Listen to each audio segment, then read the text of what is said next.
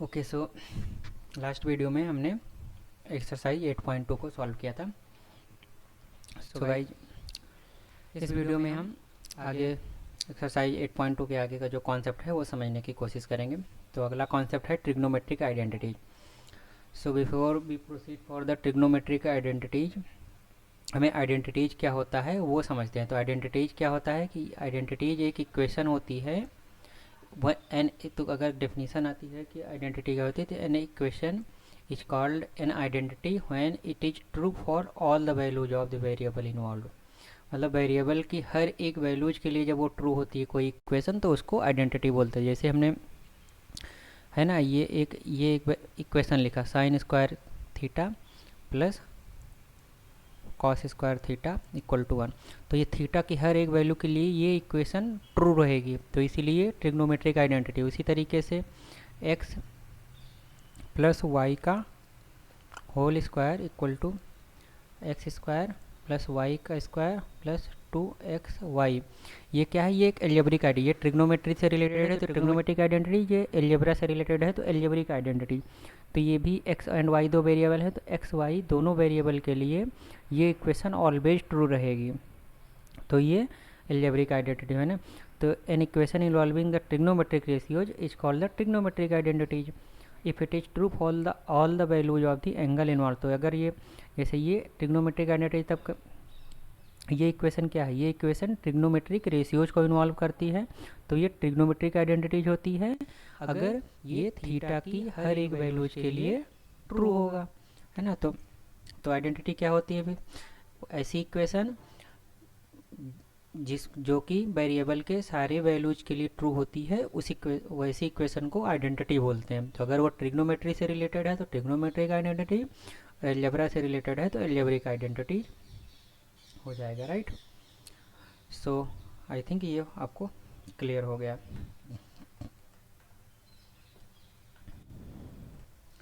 Okay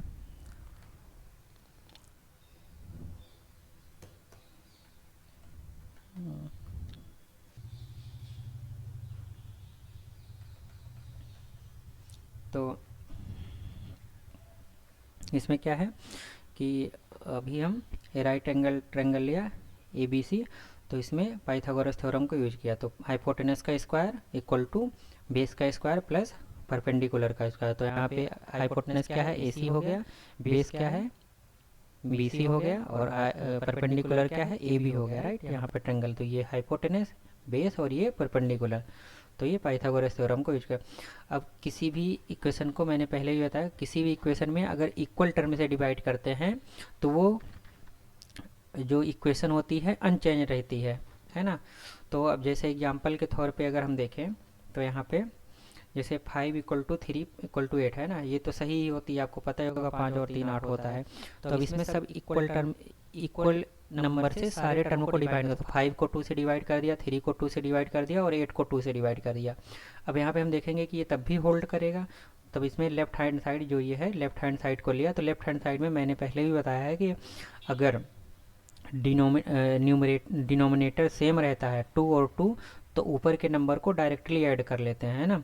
तो 5 plus 3 direct add हो गया, नीचे 2 आ गया, तो 5 प्लस 3 8/2, तो लेफ्ट हैंड साइड की वैल्यू राइट हैंड साइड में भी 8/2, तो मतलब तब भी तो अगर इसमें इक्वल नंबर से डिवाइड कर रहे हो तो ये ट्रू होल्ड कर रहा है। तो उसी तरीके से यहाँ पे अगर AC स्क्वायर से सारे टर्म को डिवाइड कर देंगे तब भी वो इक्वेशन ट्रू होल्ड करेगी। तो AC स्क्वायर से इसको डिवाइड कर दिया, AC स्क्वायर से इसको डिवाइड कर दिया, AC स्क्वायर से। अब AB अपॉन AC को AB अपॉन AC के फॉर्म का होल स्क्वायर के फॉर्म में लिख सकते हैं ना। तो जैसे A square upon B square है, तो इसको A अपॉन B का स्क्वायर ऐसे फॉर्म में लिख सकते हैं। तो यहाँ पे ये लिख दिया। उसी तरीके से BC अपॉन AC को इस फॉर्म में लिख दिया और AC अपॉन AC का स्क्वायर कर दिया। अब इस ट्रायंगल में अगर एंगल A को कंसीडर करते हो तो आप ये AB अपॉन AC किसका रेशियो है, कौन सा ट्रिग्नोमेट्रिक रेशियो है, तो AB अपॉन AC दिया है ना, तो ये adjacent side divided by hypotenuse दिया है, तो वो cos A का रेशियो हो गया। उसी तरीके से BC अपॉन AC किसका, कौन सा ट्रिग्नोमेट्रिक रेशियो हो गया, वो sin A हो जाएगा, है ना, क्योंकि opposite side divided by hypotenuse, तो ये हो गया। और AC अपॉन AC तो है, तो इसको काटेंगे तो 1 हो जाएगा, 1 का स्क्वायर करोगे तो 1 आ जाएगा, राइट। तो आप ये देखोगे तो यहाँ कॉस ए का स्क्वायर हमने क्या पहले लिखा है कि कॉस ए का स्क्वायर इक्वल, इसको कैसे लिख सकते हैं, कॉस स्क्वायर ए, राइट। तो ये कॉस स्क्वायर ए हो गया, साइन ए का स्क्वायर मतलब sine square A equal to 1। तो ये एक इम्पॉर्टेंट ट्रिग्नोमेट्री हो गया। ये एक ट्रिग्नोमेट्रिक आइडेंटिटी हो गई जो कि ए की हर एक वैल्यू, ए क्या है, एंगल है, राइट। तो किसी भी एंगल के लिए ये आइडेंटिटी वैलिड रहेगी कि sine square theta equal to cos square theta equal to 1, या sine square A equal to मतलब sine square A plus cos square A equal to 1। तो ये आप याद रखना। And it is true for all A such as 0 से 90 degree के लिए, है ना, 0 से 90 डिग्री के लिए, और even though including the 0 and 90 degree, किसी भी एंगल के लिए आइडेंटिटी ट्रू होल्ड करेगी, ट्रू होगी, राइट। तो एक चीज़ आपको मैं ये बताना चाहूँगा कि जब भी ऐसा लेस देन सिंबल, मान लो ऐसा लिखा है कि a is less than b, तो a हमेशा b से छोटा होगा। और अगर ऐसा लिख दिया गया कि a लेस देन और इक्वल टू, इसको पढ़ेंगे लेस देन और इसको पढ़ेंगे लेस देन और इक्वल टू, तो अगर ये a लेस देन और इक्वल टू b है तो a b से छोटा भी हो सकता है और a b के बराबर भी हो सकता है ना, या तो कम होगा या तो उसके बराबर होगा। उसी तरीके से अगर a ग्रेटर देन और इक्वल टू b है तो a या तो b से बड़ा होगा या क्या कहते हैं वर्स्ट केस में b से बराबर हो सकता है ना। तो इसको ग्रेटर देन और इक्वल टू बोलते हैं, इसको लेस देन और इक्वल टू बोलते हैं, तो और इसको लेस देन और इसको ग्रेटर देन। तो ये ग्रेटर का सिंबल, ये लेस देन का सिंबल, और ये लेस देन और इक्वल टू का सिंबल, और ये ग्रेटर देन और इक्वल टू का सिंबल हो जाएगा, राइट।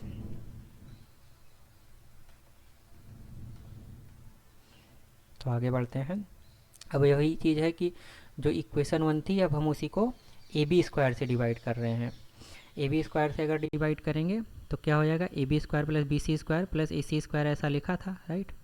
यही तो लिखा था, A B square Pythagoras theorem उस ट्रायंगल में लगाया था तो यही लिखा था, राइट। अब इसमें हम ए बी स्क्वायर से हर एक टर्म को डिवाइड किया, तो A B square divided by A B square हो गया, B C square divided by A B square, और A C square divided by A B square हो गया। अब यहाँ पे सिमिलरली उसी फॉर्म में जैसे मैंने बताया था वैसे अलग अलग स्क्वायर था, मतलब न्यूमरेटर और डिनोमिनेटर का। तो नोमिनेटर का यहाँ पे नोमिनेटर और न्यूमरेटर और डिनोमिनेटर का अलग अलग स्क्वायर था, तो इसको डिवाइड करके उसका एक साथ स्क्वायर कर दिया गया। तो ऐसा जैसे मैंने ऊपर समझा था तो ऐसे लिखते था, B C upon A B का स्क्वायर हो गया और यहाँ पे A C upon A B का स्क्वायर हो गया। अब आप देखोगे तो A B upon A B तो ये 1 ही हो जाएगा, 1 का स्क्वायर 1 हो जाएगा। और B C upon A B क्या है, आप उस फिगर में देखोगे, यू नो वो फिगर क्या था, ये था ना, राइट एंगल बी था और क्या था यार, ए था देन सी था, राइट। ये वाला एंगल ए था और ये एंगल सी है, ये हो गया, और ये 90 डिग्री पे था, राइट। तो थोड़ा सा ऊपर करते हैं हम। तो यहाँ पे अगर एंगल ए को कंसीडर कर रहे हो, तो एंगल ए को कंसीडर कर रहे हो तो B C upon A C, B C upon A B, sorry B C upon A B, ये किसका रेशियो है, ये opposite side divided by adjacent side. Angle A को अगर कंसीडर कर रहे हैं ना, तो opposite side divided by adjacent side tan की वैल्यू होती है, tan का रेशियो होता है, तो वो tan स्क्वायर ए आ गया। उसी तरीके से ए सी अपॉन ए बी, तो ए सी अपॉन ए बी किसका है, वो सेक ए का हो जाएगा, चूँकि adjacent side divided by cos की वैल्यू क्या हो जाएगी, कॉस ए की value adjacent side A B divided by A C, ये होती है ना, adjacent side divided by hypotenuse. अब इसके जब उल्टा सेक ए क्या होता है, इसका रेसिप्रोकल होता है, सेक ए क्या हो जाएगा, इसका रेसिप्रोकल अगर आप लोगे तो ए सी अपॉन ए बी आ जाएगा। तो वही चीज़ यहाँ पे डायरेक्ट सेक स्क्वायर ए ले लिया है ना, क्योंकि इसका रेसिप्रोकल आप लोगे तो 1 अपॉन ऐसे ए बी अपॉन ए सी आएगा, और जब ए सी ऊपर जाएगा तो ए सी अपॉन ए बी लिख दिया गया, राइट। तो ये आई थिंक आपको ये समझ में आ गया। तो ये भी एक ट्रिग्नोमेट्रिक रेशियो है। Uh this equation is true for 0, मतलब एंगल 0 डिग्री के लिए ये इक्वेशन वैलिड है कि नहीं है, अगर है तो हाँ, क्योंकि आपको ये देखना पड़ेगा, क्योंकि हमने पीछे भी कैलकुलेट किया कि कुछ ट्रिग्नोमेट्रिक रेशियोज 0 डिग्री और 90 डिग्री के लिए अनडिफाइंड होती हैं, तो वो आपको ध्यान रखना पड़ेगा। जैसे tan ए सारी वैल्यूज के लिए डिफाइंड है कि नहीं है, sec ए सारी के लिए डिफाइंड है कि नहीं है।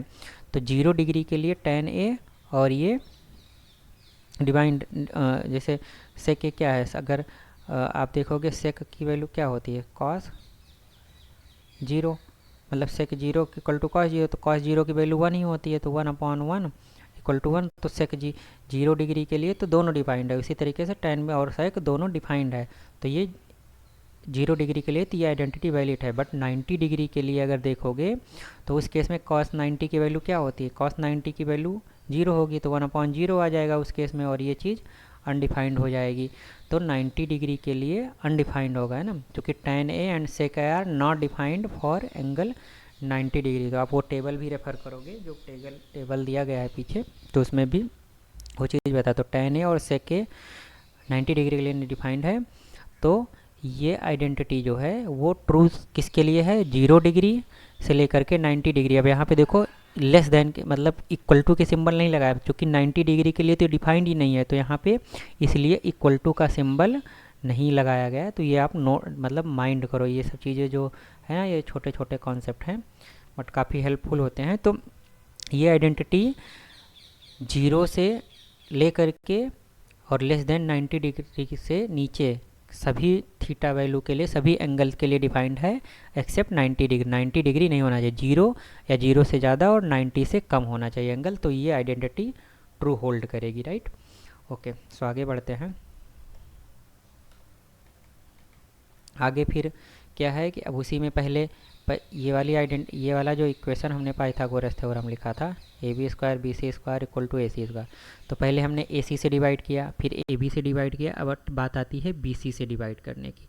तो सिमिलरली वही लॉजिक जो हमने ऊपर डिस्कस किया, इसमें BC² से तीनों टर्म को डिफाइंड कर दिया, राइट।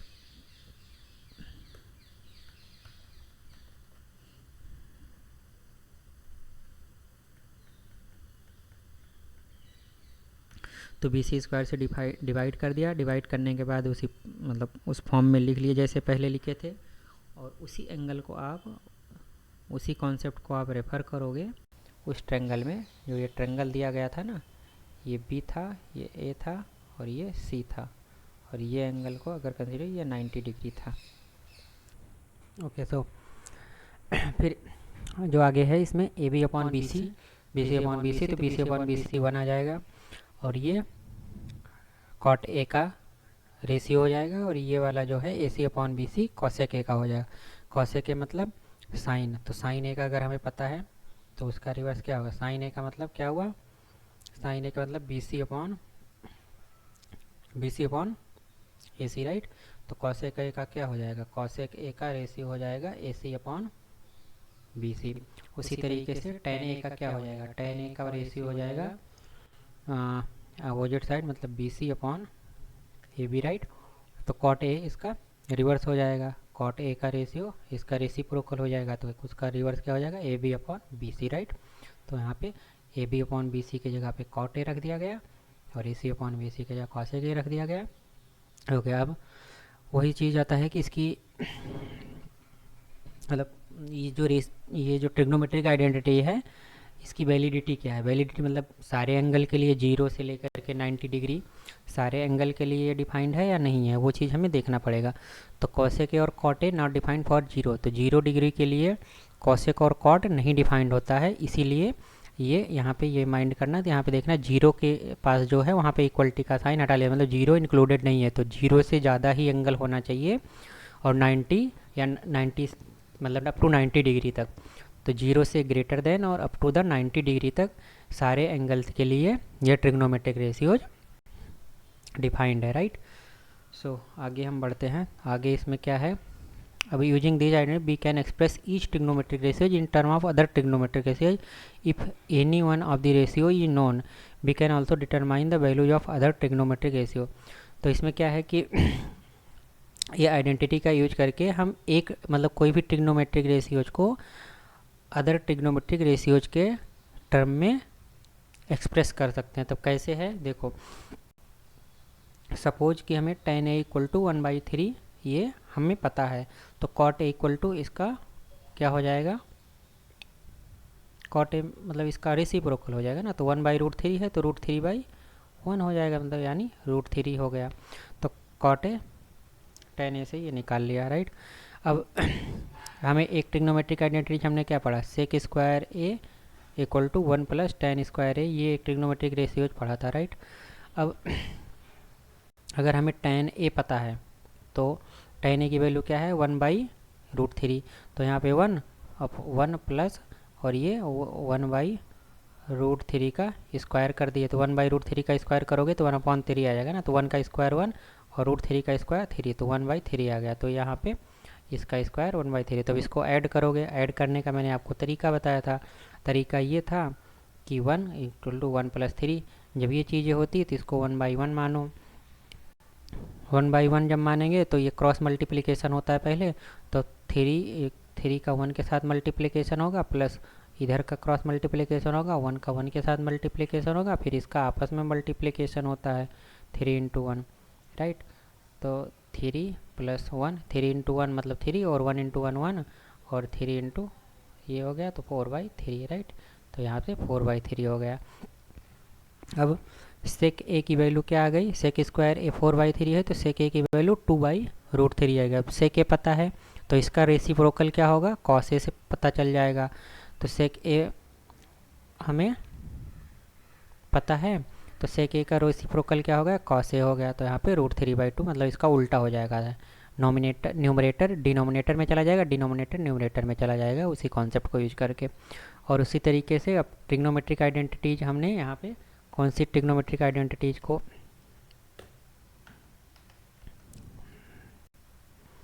तो यहाँ पे हमने कौन सी ट्रिग्नोमेट्रिक आइडेंटिटीज को इन्वोक किया है, इन्वोक किया मतलब कॉल किया है। तो यहाँ पे sine square A plus cos square A equal to 1, ये वाली ट्रिग्नोमेट्रिक रेशियोज का यूज किया है। तो जब इसको आगे आप सॉल्व करोगे तो sine square A equal to 1 minus cos square A, और जब इसी आपको आगे और सॉल्व करोगे तो स्क्वायर उधर जाएगा तो अंडर रूट हो जाएगा, है ना, under root 1 minus cos square A, right. तो यहाँ से वो आ गया। अब कॉस ए की वैल्यू पता है तो साइन ए की वैल्यू अंदर पता हो जाएगी, तो 1 माइनस कॉस ए की वैल्यू क्या है, √3/2 है। तो √3/2 का जब स्क्वायर करेंगे तो √3 का स्क्वायर क्या हो गया, 3 आ गया, और नीचे जो 2 का स्क्वायर होगा 4 आ गया, तो 1 माइनस 3 4। अब इसको भी सिमिलरली उसी कॉन्सेप्ट के साथ यूज कर सॉल्व करेंगे, है ना। 1/3/4 है, इसको पहले सॉल्व कर लें, उसका अंडर रूट ले लेंगे, तो 1/3/4 इसको कैसे सॉल्व करेंगे। अब ये दूसरा तरीका, पहले तरीका तो आपको समझ में आ गया, अभी हम दूसरा तरीका यहाँ पे आपको बताते हैं। ओके, सो आगे बढ़ते हैं। तो अब इसमें एक दूसरा तरीका मैं यहाँ पे बताता हूँ। पहले वाला तरीका तो आपने समझा होगा कि इसको 1/1 मान के क्रॉस मल्टीप्लाई कर ले, बट यहाँ पे मैं दूसरा तरीका बताता हूँ।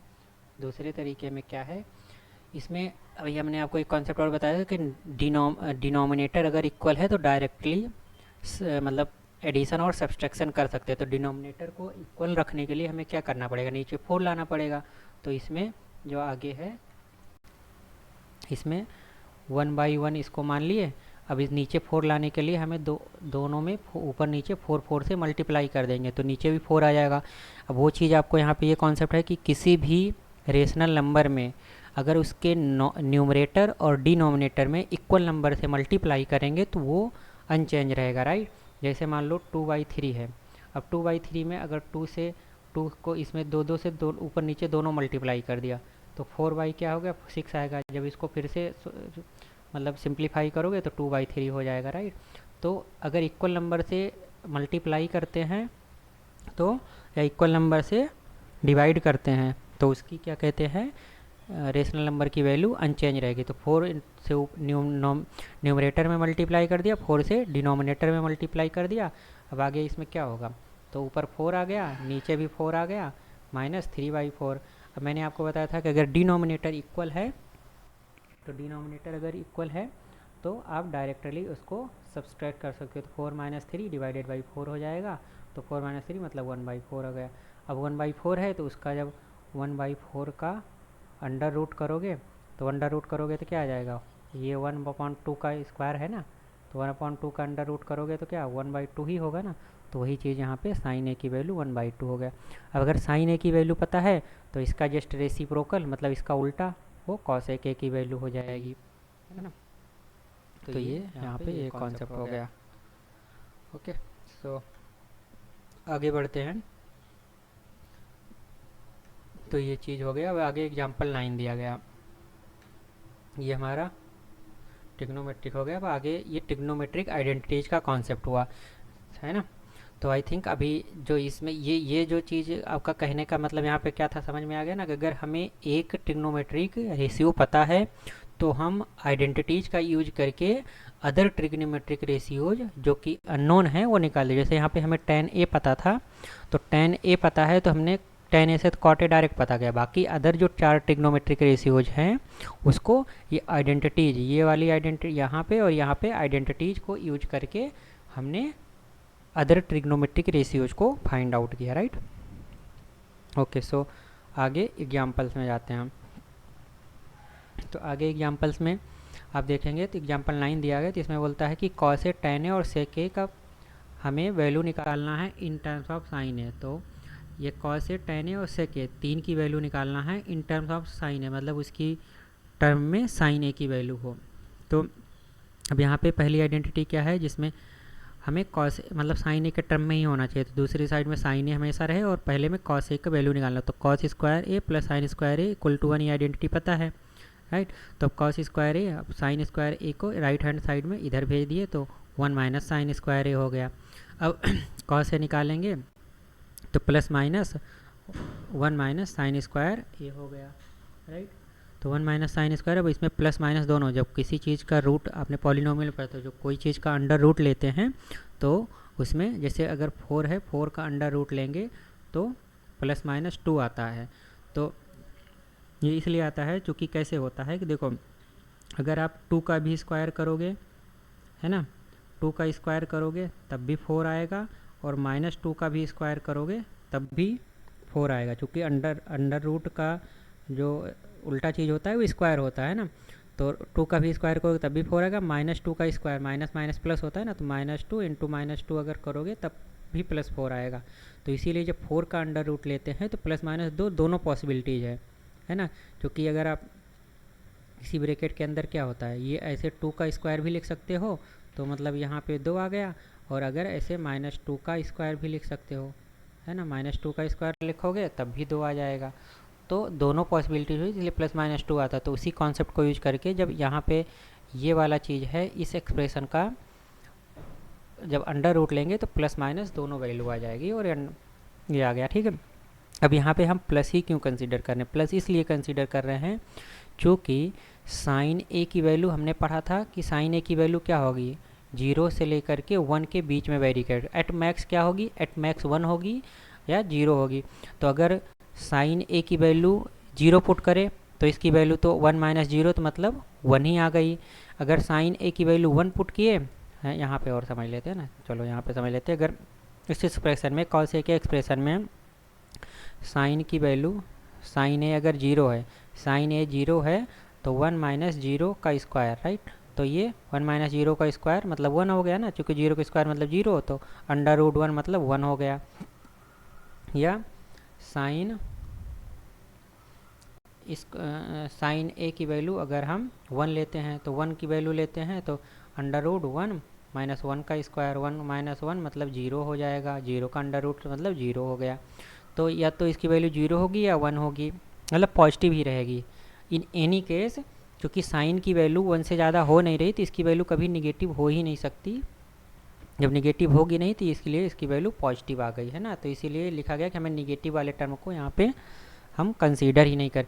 तो उसी तरीके से कॉस ए की भी वैल्यू क्या होती है, साइन ए की वैल्यू हमने 0 से 1 पढ़ा, तो कॉस ए की भी वैल्यू हमने पढ़ा था ना, 1 और 0 के बीच में ही होगी, आइदर 1 होगी या आइदर 0 होगी। आपने देखा है 0 से 90 डिग्री के लिए, क्योंकि ये आइडेंटिटी भी हमारी क्या होती थी, ये आइडेंटिटी 0 से, ये थीटा है ये 0 है ना, थीटा से 0 से 90 डिग्री के लिए आइडेंटिटी वैल्यू जो होती थी।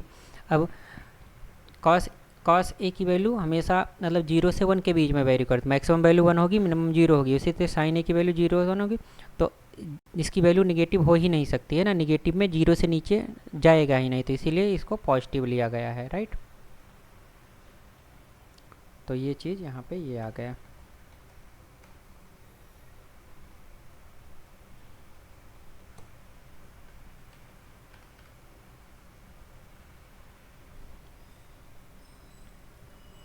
ओके, सो आगे बढ़ते हैं। आगे क्या है, अब कॉस ए की वैल्यू हमें निकालना था साइन ए के टर्म में, तो वो यहाँ पे आ गया। अब उसी तरीके से tan ए की वैल्यू हमें साइन ए के टर्म में निकालना है। तो tan ए की वैल्यू क्या होती है, उसी तरीके से अब tan ए की वैल्यू क्या होती है, tan ए की वैल्यू क्या होती है, साइन ए अपॉन कॉस ए होती है। और कॉस ए की वैल्यू हमने साइन के टर्म में निकाल ही लिया है।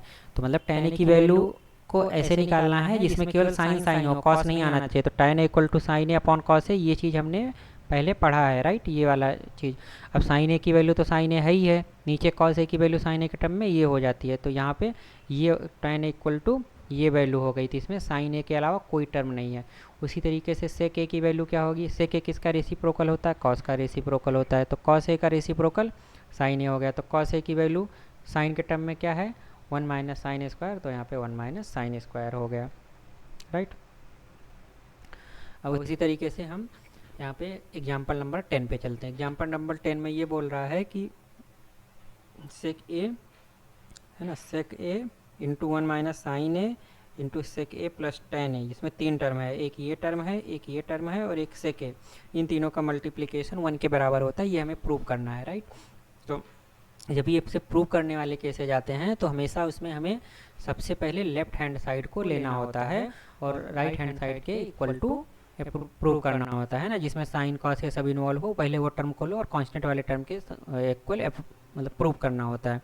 तो इसमें सेक ए लिया, तो सेक ए इंटू 1 माइनस साइन ए प्लस सेक ए इंटू tan ए हो गया। अब जब भी ऐसी चीज़ें आती हैं जहाँ पे सेक कॉसेक ये सब चीज़ें होती हैं ना, तो उसको हमेशा ये ट्राई करो आप कि साइन कॉस और tan ए उसी के टर्म में लाने की कोशिश करो, क्योंकि वहाँ से आपको क्लियरिटी आने लगेगी। तो जैसे ये सेक ए है, सेक ए किसका रेसिप्रोकल होता है, कॉस का, तो इसको 1 अपॉन कॉस ए लिख दिया, राइट। उसी तरीके से 1 अपॉन साइन ए, तो इसको साइन के टर्म में है तो इसको एज इट इज रखने दिया। और सेक ए क्या है,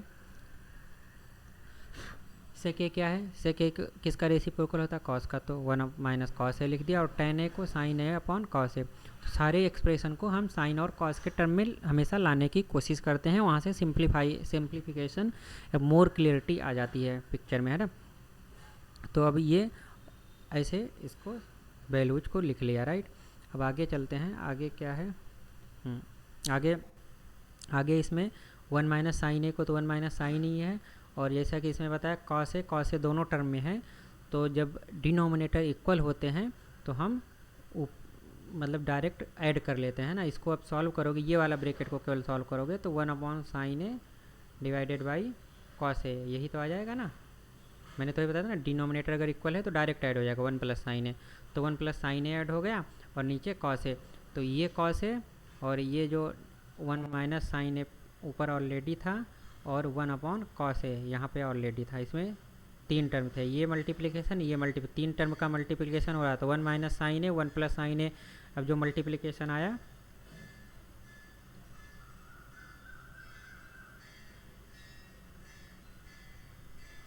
तो 1 माइनस साइन ए 1 प्लस साइन ए ऊपर आ जाएगा और कॉस ए 2 बार है तो वो मल्टीप्लाई हो जाएगा तो कॉस स्क्वायर हो जाएगा। और यहाँ पे हमने क्या पढ़ा था, है ना, इसको आप ऑब्जर्व करोगे तो ये क्या चीज़ है, ये क्या चीज़ है, इसको ऑब्जर्व करोगे तो इसमें A square minus B square का एक्सपेंशन का ये टर्म दिया होगा। तो A plus B equal to A minus B, है ना। ए की जगह क्या है 1 है और बी की जगह पे क्या है साइन ए है, राइट। तो 1 प्लस साइन ए 1 माइनस साइन ए ऐसे दिया गया, तो मतलब ये इसके फॉर्म में होगा। तो A square minus B square direct यहाँ पे लिख लेंगे। तो 1 माइनस साइन स्क्वायर ए आ गया, राइट। इसको एक्सपेंशन को यूज करेंगे यहाँ पे, और ये कॉस स्क्वायर का as it is cos square हो गया। अब हमने एक आइडेंटिटी और पढ़ी थी, वो आइडेंटिटी क्या थी, sine square A plus cos square A equal to 1। तो यहाँ पे अगर कॉस स्क्वायर ए देखेंगे तो वो क्या होगा 1 माइनस साइन स्क्वायर ए होगा ना, यही तो होगा ना, वो आइडेंटिटी पढ़ा था ना ऊपर हमने। तो 1 माइनस साइन स्क्वायर ए की जगह पे हमने डायरेक्टली यहाँ पे कॉस स्क्वायर ए इस इक्वेशन से पुट कर दिया, राइट। तो cos square A divided by cos square A, तो ये दोनों को कैंसिल आउट हो जाएगा और इसकी वैल्यू क्या हो जाएगी 1 हो जाएगी, राइट। तो जो कि राइट हैंड साइड 1 के बराबर है, तो ये प्रूव हो। तो जब भी प्रूफ करने वाला ऐसा कोई चीज़ आता है तो हमेशा आपको लेफ्ट हैंड साइड को लेकर के राइट हैंड साइड के इक्वल टू प्रूव करना होता है। और जनरली जब भी सेक और कॉसेक कॉट टैन ये सब टर्म हो तो उसको पहले आप साइन और कॉस के टर्म में लाने का ट्राई करो, है ना। जनरल केस में यही होता है। ओके, आगे बढ़ते हैं। तो आगे एग्जाम्पल 11 दिया है। एग्जाम्पल 11 में लेफ्ट हैंड साइड और राइट हैंड साइड दो एक्सप्रेशन दिए हैं। तो ये लेफ्ट हैंड साइड का एक्सप्रेशन हो गया और ये राइट हैंड साइड का एक्सप्रेशन हो गया, राइट। सो हम लेफ्ट हैंड साइड के एक्सप्रेशन को पहले लेते हैं एज यूजुअल, जैसा कि मैंने बताया। इसमें कॉट का टर्म है और कॉस का टर्म है। मैंने ये भी बताया कि कॉट अगर है तो हमेशा कॉट, टेन, सेक कुछ भी हो तो उसको साइन और कॉस के टर्म में लिखो। तो इसको कॉट ए की इक्वल टू क्या होता है, cos A upon sine A होता है। उसी तरीके cot A equal to cos A upon sine A होता है ना। तो कॉट ए की जगह पे ये लिख दिया और माइनस कॉस ए और नीचे cos A as it is उतार लिया है, ठीक है, एज इट इज मतलब लिख लिया है। अब आपको यहाँ पे कॉस ए दोनों टर्म में है ना, ये कॉस ए है तो इसको कॉस ए अपॉन 1 लिख सकते हैं, इसको कॉस ए अपॉन 1 लिख सकते हैं। तो कॉस ए न्यूमरेटर जो है यहाँ पे, ये न्यूमरेटर है ना, न्यूमरेटर में जो टॉप का मतलब नंबर है उसमें कॉस ए दोनों में आता है। तो कॉस ए को कॉमन ले लिया, तो कॉस ए को कॉमन ले लिया तो 1 अपॉन साइन ए बचेगा ना। यहाँ पे कॉमन लोगे तो क्या बचेगा, कॉस ए को कॉमन ले लिया तो 1 अपॉन साइन ए माइनस 1 बचेगा ना, यही तो बचेगा। उसी तरीके से नीचे भी कॉस ए दोनों टर्म में है तो यहाँ नीचे भी उसको कॉमन ले लिया तो 1 अपॉन साइन ए ही तो बचा, तो इतना आ गया। क्योंकि ये कॉमन लेना कैसे होता है वो आई थिंक आपको पता होगा, है ना। तो कॉमन लेते हैं तो मतलब जैसे ऊपर है तो ऊपर ले लिया, तो जब यहाँ पे इसको बाहर निकाल लोगे तो यहाँ पे 1 अपॉन साइन ए ही तो बचेगा और इधर कॉस ए अपॉन 1 ही था, मतलब कॉस ही था, तो इसको बाहर चला जाएगा तो 1 ही बचेगा, तो ये आ गया। उसी तरीके से ये भी आ गया। तो जब ये कॉस ए कॉमन ले लिया, अब ये कॉस ए यहाँ से कट गया तो 1 अपॉन साइन ए माइनस 1 और अपॉन साइन ए प्लस 1 है। अब 1 अपॉन साइन ए क्या होता है, कॉस ए के बराबर होता है, तो ये कॉस ए लिख दिया। 1 अपॉन साइन ए किसके बराबर होता है, कॉस ए के, तो ये हो गया और राइट हैंड साइड के बराबर प्रूफ हो गया। तो इसमें क्या है कि जब भी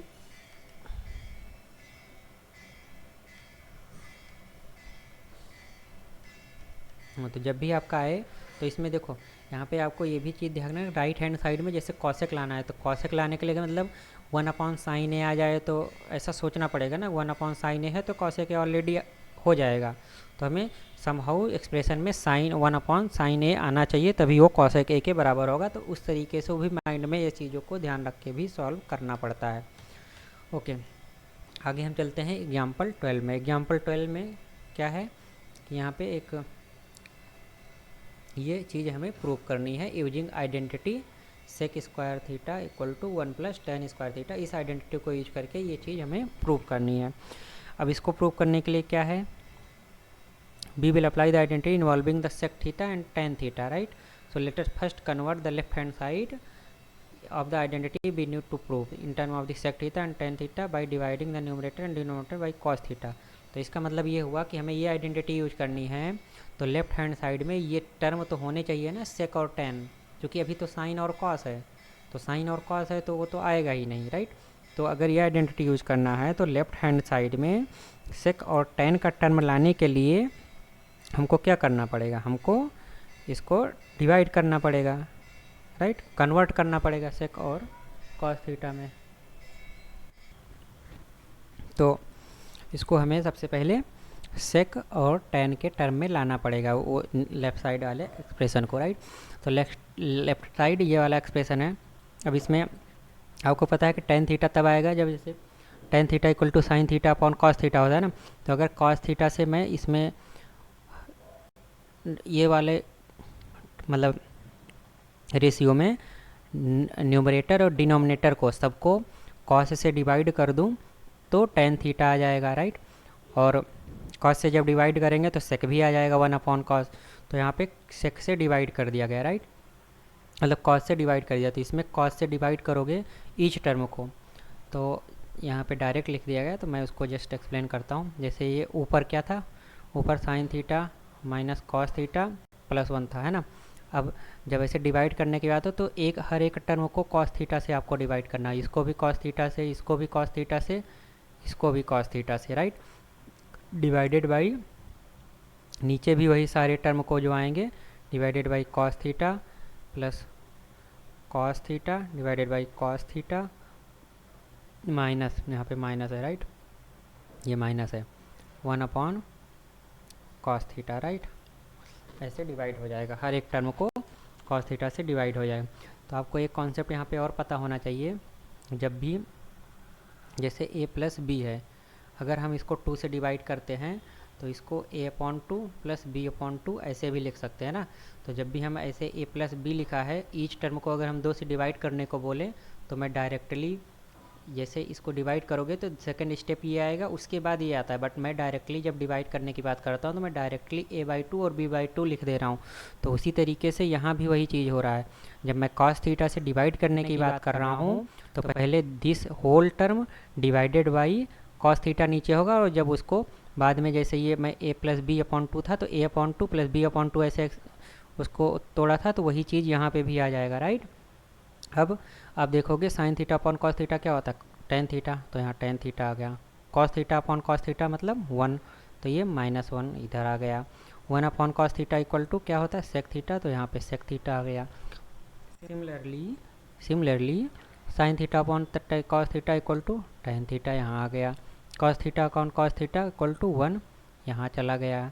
1 माइनस सिंबल है ना, ये तो -1 अपॉन कॉस थीटा मतलब सेक थीटा, तो ये चीज़ यहाँ पे आ गया है ना।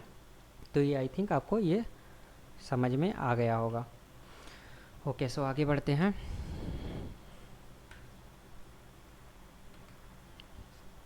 आगे में तो आगे बढ़ते हैं। आगे फिर जब वो चीज़ लिख गया है ना, आगे tan theta -1 plus sec theta, tan theta +1 minus sec theta, ये चीज़ आ गया। तब इसको क्या है, टेन और सेक को एक साथ कंबाइंड कर लिया है ना, इसको एक साथ कंबाइंड -1 को इधर कर लिया। उसी तरीके से टेन थीटा और सेक थीटा को एक साथ कंबाइंड कर लिया, +1 कर लिया। तो ये चीज़ आपको ऐसे पता होना चाहिए, जैसे a plus B plus C ऐसे लिखा हुआ है, तो हम ऐसे लिख सकते हैं ना, a प्लस सी एक साथ हो गया प्लस b अलग हो गया, या a equal to B plus C ऐसे भी लिख सकते हैं। तो ये ब्रैकेट लगा सकते हैं ना कहीं पे भी सिंबल के साथ, तो वही चीज़, बट निगेटिव साइन उसके साथ ही आ जाएगी। जैसे सेक थीटा 10 के साथ आया तो निगेटिव साइन उसके साथ ही आ गया, यहाँ पे सेक थीटा इसके साथ आया तो इसका पॉजिटिव साइन इसके साथ आ गया, तो tan theta plus sec theta minus ये चीज़ आ गई। अब क्या है कि हम tan theta minus sec theta से ऊपर नीचे डिवाइड कर रहे हैं, मतलब मल्टीप्लाई कर रहे हैं ना। न्यूमरेटर, इस वाले एक्सप्रेशन में न्यूमरेटर और डिनोमिनेटर को tan theta minus sec theta से मल्टीप्लाई। अब कैसे, क्यों मल्टीप्लाई कर रहे हैं, क्योंकि आपको पता होगा हमारा लाने का उद्देश्य ये है, यहाँ पे है ना, यहाँ पे क्या होगा, यहाँ पे अगर आप इसको लिखोगे तो टेन स्क्वायर थीटा है ना, इसी सेक स्क्वायर थीटा इधर आ गया, या 1 इक्वल टू मतलब सेक स्क्वायर, एक मिनट इसको मैं थोड़ा सा मिटा देता हूँ।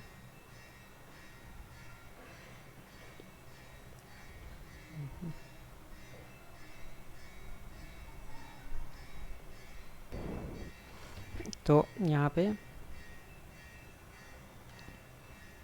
पे आप जब लिखोगे इसको, तो ये टेन थीटा मान लो इधर ले लेते हैं ना इस आइडेंटिटी में, तो sec square theta, tan theta उधर जाएगा तो minus tan square theta equal to 1 आ जाएगा। तो हमें ऐसा टर्म लाएंगे तो इसकी जगह पे 1 पुट कर सकते हैं, तो हमें वो लाना है, हमारा उद्देश्य वो है, इसीलिए हम sec theta minus tan theta वाले कॉन्सेप्ट को यूज कर रहे हैं, राइट। क्योंकि यहाँ पे क्या होगा कि हमें ए स्क्वायर माइनस बी स्क्वायर वाला, आपको वो चीज़ पता होगा कि अगर ए प्लस बी है और ए माइनस बी, तो अगर एक्सप्रेशन में ए प्लस बी है मतलब sec theta plus tan theta already expression में है, राइट। तो sec theta plus tan theta already expression में है, तो यहाँ पे आप देखोगे tan theta plus sec theta already expression में है, इसीलिए tan theta minus sec theta से आप इसको मल्टीप्लाई करोगे, तो वो चीज़ जो आपको इक्वेशन बताया हो ना, ए स्क्वायर माइनस बी स्क्वायर वाला, ये वाला चीज़ आप वहाँ पे यूज कर सकते हो, इसलिए ये tan theta minus sec theta से ही मल्टीप्लाई कर रहे हैं, राइट। सो अब tan theta minus sec theta इसके साथ मल्टीप्लाई होगा, तो वही वाले इक्वेशन से टेन A square minus B square लिख लिया, राइट। तो tan square theta minus sec square theta लिख दिया।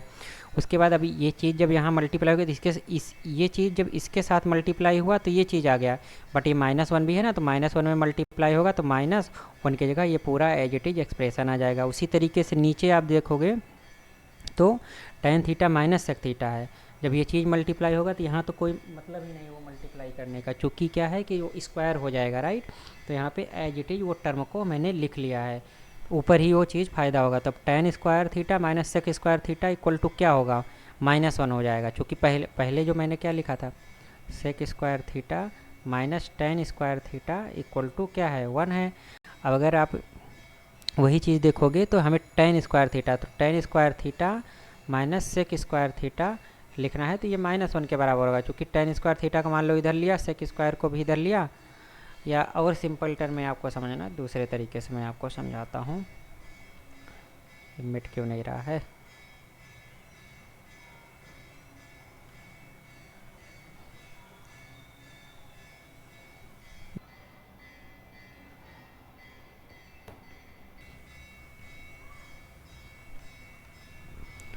तो ये चीज़ यहाँ पे -1 आ गई, तो tan square theta minus sec square theta के -1 बोल के लिए, तो अब -1 यहाँ से कॉमन, -1 कॉमन लेंगे तो क्या बचेगा 1, और यहाँ से माइनस टेन थीटा से -1 जाएगा तो ये प्लस टेन थीटा हो जाएगा, और यहाँ से माइनस कॉमन लेंगे तो माइनस सेक थीटा हो जाएगा, राइट।